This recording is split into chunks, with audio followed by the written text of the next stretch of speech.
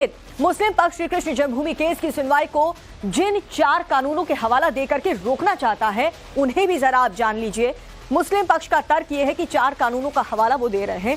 Places of worship act 1991, limitation act, Waqf act, special act, relief act को लेकर के यहाँ पर मुस्लिम पक्ष की तरफ से बार बार दलील दिया जा रहा है। यही वो 4 एक्ट है जिसको लेकर के मुस्लिम पक्ष श्री कृष्ण जन्मभूमि केस की सुनवाई को 4 कानूनों के हवाले देकर के रोकने की कोशिश कर रहा है।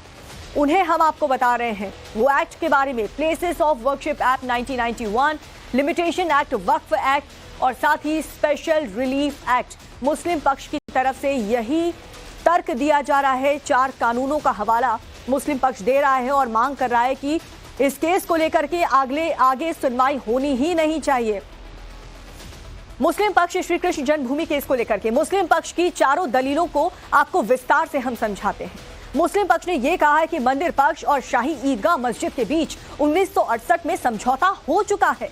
समझौते के तहत ही शाही ईदगाह मस्जिद को 13.37 एकड़ जमीन मिली हुई है और इस समझौते की डिक्री की भी 1973 में मथुरा की अदालत में हो चुकी है।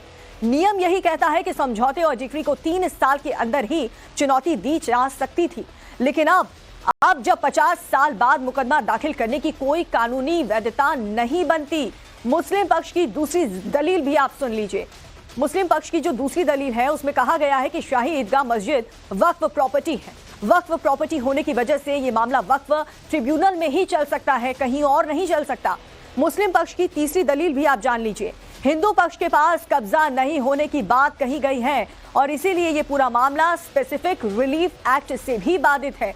चौथी दलील जानिए। कहा यह गया है कि मथुरा का case places of worship act 1991 का उल्लंघन है और इसीलिए भी ये केस कोर्ट में सुनवाई के लायक नहीं है। लेकिन कोर्ट अब ये फैसला लेगा कि आखिर इस केस को लेकर के आगे सुनवाई होगी या फिर नहीं।